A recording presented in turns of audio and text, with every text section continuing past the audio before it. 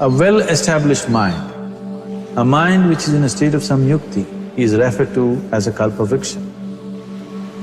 If you organize your mind to a certain level of organization, it in turn organizes the whole system.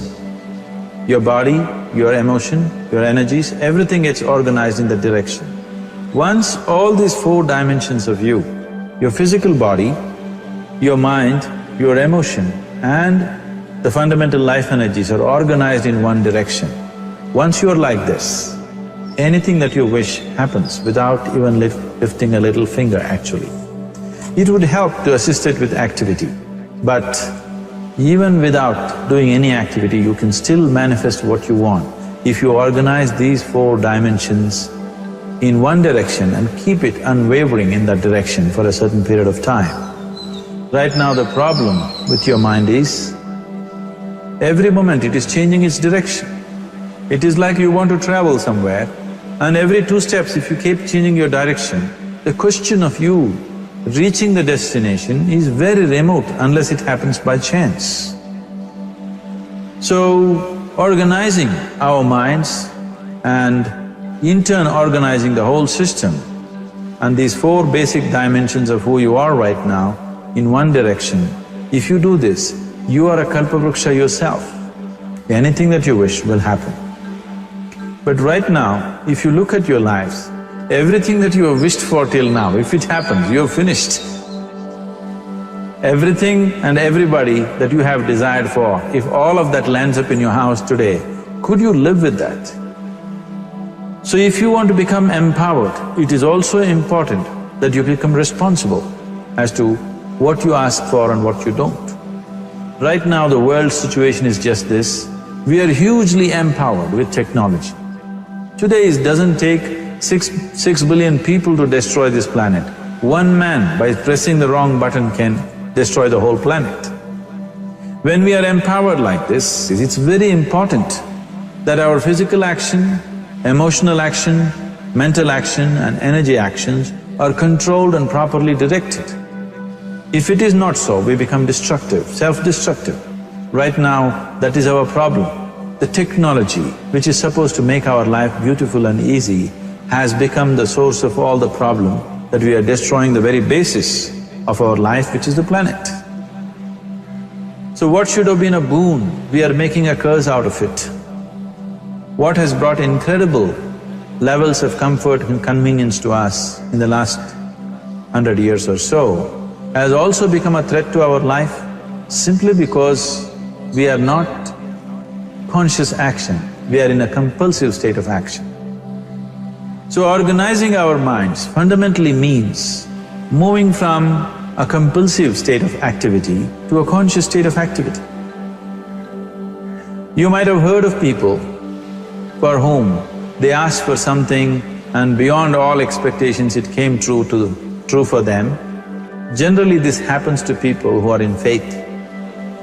Now, let's say you want to build a house. If you start thinking, oh, I want to build a house. To build a house I need 50 lakhs, but I have only 50 rupees in my pocket. Not possible, not possible, not possible. The moment you say not possible, you are also saying, I don't want it. So on one level, you're creating a desire that you want something, on another level, you're saying, I don't want it. So in this conflict, it may not happen. Someone who has some faith in a god or in a temple or whatever, who is simple-minded. Faith works only for those people who are simple-minded. Thinking people who are too much thinking, for them it never works. A childlike person who has a simple faith in his god or his temple or whatever, he goes to the temple and says, Shiva, I want a house. I don't know how, you must make it for me. Now in his mind there are no negative thoughts. Will it happen? Will it not happen? Is it possible? Is it not possible? These things are completely removed by this simple act of faith. Now he believes Shiva will do it for him and it will happen. So is Shiva going to come and build your house? No, I want you to understand, God will not lift his little finger for you. What you refer to as God is the source of creation. As a creator, he has done a phenomenal job, there's no question about it. Could you think of a better creation than this? Is it in anybody's imagination to think anything better than what is there right now? So as a creator, he has done his job wonderfully well. But if you want life to happen the way you want it, because right now, the very crux of your happiness and your well-being is this.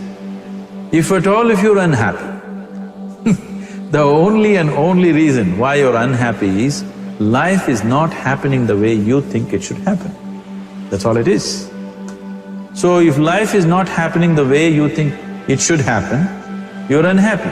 If life happens the way you think it should happen, you are happy. It's as simple as that.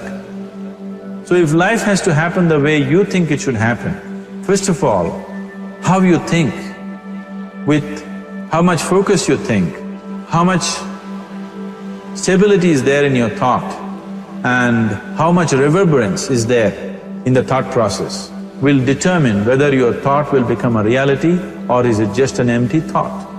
Or how you do not create any impediments for your thought by creating negative thought process. Is something possible or not possible? Is destroying humanity. What is possible and not possible is not your business, it's nature's business. Your business is just to strive for what you want. Right now you're sitting here. If I ask you two simple questions, I want you to just look at this and answer this. Right now from where you're sitting, can you just fly off? You say no? Right now from where you're sitting, can you get up and walk? You'll say yes. What is the basis of this? Why you say no to flying and yes to walking? Because past experience of life, many times you've gotten up and walked, never did you fly off.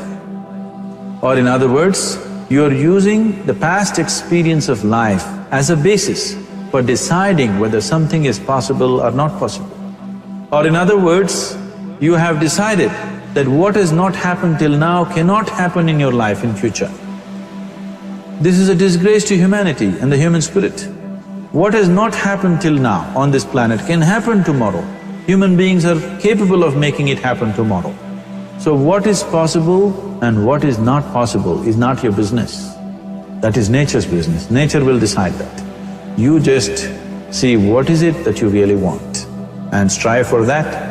And if your thought is created in a powerful way, without any negativity, without any negative thoughts bringing down the intensity of the thought process, it will definitely manifest. The whole existence today, modern science is proving, is just a reverberation of energy. It is a vibration. Similarly, your thought is also a vibration. If you generate a powerful thought and let it out, it will always manifest itself. So generally, people are using faith as a means to remove the negative thought. Today, once you have become thinking human beings, your faith is not too deep. It doesn't matter how much faith you think you have, somewhere doubts always crop up. Right now, the way your minds are made, this moment, if God appears right here, you will not surrender to Him. You will want an investigation whether He is really God or not. With this kind of mind, you should not waste your time on faith. So there is an alternative, which is commitment. If you simply commit yourself to creating what you really care for, now once again, your thought gets organized in such a way, there is no such thing as whether it's possible or not possible. There is no hurdle in your thought process. Your thought flows freely towards what you want. Once this happens, making it happen will also naturally follow. So to create what you really care for, first and foremost thing is that what you want must be well manifested in your mind, that this is what I want. Is that what you really want? You must look at it, because any number of things in your life you have thought, this is it. The moment you reach there, you realize that's not it, it's the next one and the next one and the next one. So what is it that one really wants is one thing. First of all, we must explore. Once that is clear and we are committed to creating it, now there is a continuous process of thought in that direction. Once you can maintain a steady stream of thought without changing direction, definitely this is going to happen in your life, or it will definitely manifest as a reality in your life. So, either you make this human form into a kalpavriksha, or you make it into one big mess, which is happening all over. One reason why we have not created the kind of world that all of us would want to live in is, too many people are busy looking up. Too many people are interested in other planets, they're not interested in this planet. But every aspect of their life they're checking out with other planets. And further, too many people are in service of heaven, they're not on service of this earth. I think right now we need people who are in service of this earth, not heaven. I believe if heaven is closer to divine than where we are, if that is so, I believe they're a little more organized than us, they don't need help from us. This has been a major problem on the planet. Anything that is valuable for a human being, anything that is good, the highest aspects of human life have unfortunately been exported to heaven. For example, if you say love, people say God is loving. We do not know whether God is loving or not. Human beings are capable of love. It is very, very important that people understand human beings are capable of love, human beings are capable of compassion, human beings are capable of joy and blissfulness. All the good things that are possible for a human being, unfortunately have been exported to heaven. If we want to create the kind of world that we want to, we need to understand whatever you refer to as God, the idea of God has entered our mind only because we have seen creation around us. Because there is creation, we have assumed a creator. God is a great creator. What you refer to as God is a source of creation. That source of creation has not failed us, has done a fantastic job. But now the question is about management. If you want to leave the management in the hands of the Creator, He will manage it in His own way, according to His agenda. But that's not what you want. You want life to happen the way you want it. Now, for example, let's say all of you here are the India soccer team for the next World Cup, and I am the coach.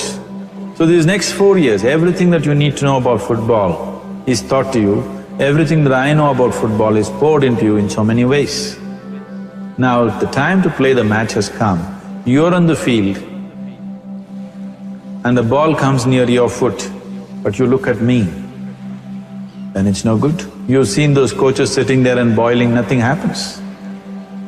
Because now, once you're on the field, it's your job. So this is the same thing. The Creator has done a fantastic job. Now you're here. It is for you and me to see how to manage this, how we want it, how to keep this world, how, in what condition would all of us enjoy it best is something that we have to look at. So at every stage in our life, we tend to think, this is it. If this one thing happens, everything will be fine with my life. You reach there and you realize that's not it, and you postpone it to something else and something else. This is going on. The first and foremost thing is, you must be clear what is it that you really want. If you do not know what you want, the question of creating it doesn't arise. If you look at what you really want, what every human being wants is, he wants to live joyfully, he wants to live peacefully. In terms of its relationships, he wants it to be loving and affectionate. Or in other words, all that any human being is seeking for is pleasantness within himself, pleasantness around him. If this pleasantness, if it happens in our body, we call this health and pleasure. If it happens in our mind, we call this peace and joy.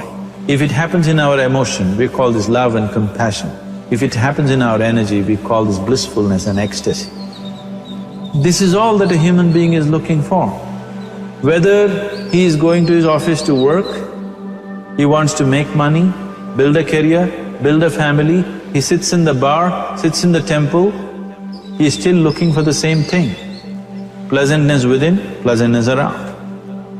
If this is what we want to create, I think it's time we addressed it directly and commit ourselves to creating it. So you want to create yourself as a peaceful human being, joyful human being, loving human being, a pleasant human being on all levels. And do you also want a world like this? A peaceful world, a loving world, a joyful world? No, I want greenery, I want food. When we say a joyful world, that means everything that you want has happened. So this is all that you're looking for. So all that you need to do is commit yourself to creating it, to create a peaceful, joyful and loving world, both for yourself and everybody around you. Every day in the morning, if you start your day with this simple thought in your mind, that today, wherever I go, I will create a peaceful, loving and joyful world. If you fall down 100 times in the day, what does it matter? For a committed man, there is no such thing as failure. If you fall down 100 times, 100 lessons to be learnt. If you commit yourself like this to creating what you really care for, now your mind gets organized. Once your mind gets organized, the way you think is the way you feel, your emotion will get organized.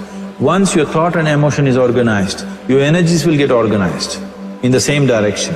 Once your thought, emotion and energies are organized, your very body will get organized.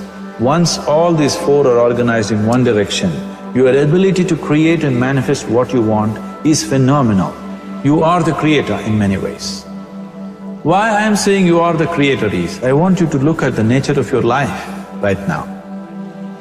If you eat a banana, in 4 hours' time, this banana becomes a human being.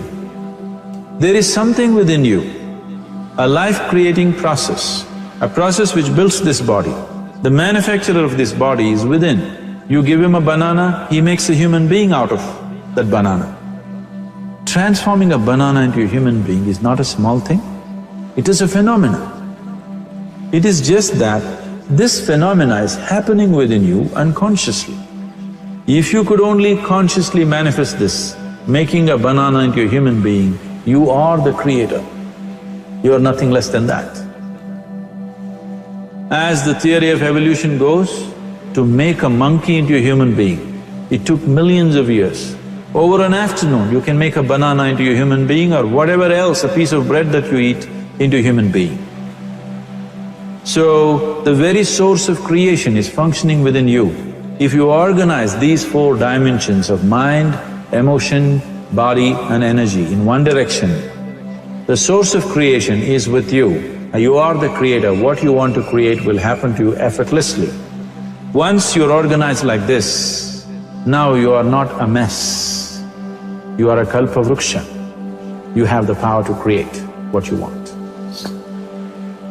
There are tools and technologies as to how to organize this system in such a way that instead of being a psychological mess, you can make yourself into a kalpavruksha.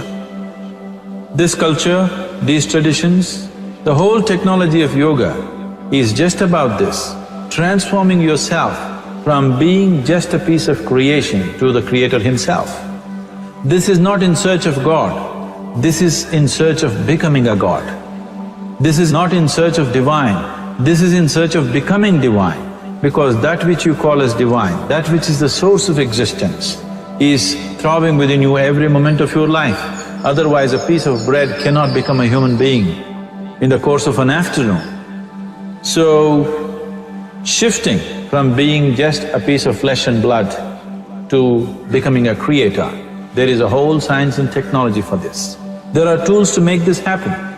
That which is the source of creation is functioning within you every moment of your life. It is just that, have you kept access to that dimension or not? Organizing the four basic elements of your life will give you that access. There are tools and technologies to do this. The whole science of yoga, the whole technology that we refer to as yoga is just about this, transforming yourself from being just a piece of creation to become a creator. For example, 100 years ago, if I picked up something like this and I start speaking to someone who is across in another part of the world, you would think it's some kind of a miracle.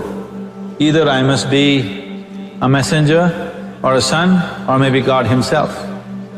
But today, this is just another gadget that every one of us carry and use. Today sitting here, without using this instrument, if I speak to someone in another part of the world, it is still a miracle for you. So, this instrument happened because of human mind wanting it to happen. 100 years ago, nobody thought this was possible, but today it is just a common thing. Similarly, many things which are not in our perception yet can be brought into our perception and our ability to create our lives can be greatly enhanced. So the first and foremost thing is to organize the mind and to organize your emotions, body and energy in that line. Once this happens, you are in touch with the fundamental life-creating process within you. Once you're in touch with it, once you're in excess of that power, you have the power to create. You have the power to create your life and your surroundings the way you want it. Because we have lost our power to create, we are making a mess out of ourselves and the world around us. If we operated as the true creator, as it is operating within us, creating this body for us, if we could create our lives with the same sense of organization and sense of purpose, this world and the human being would be in a completely different state. It is my wish and my blessing that every human being in this world should have this access to the source of creation within himself so that he can function here as a creator, not just as a piece of creation.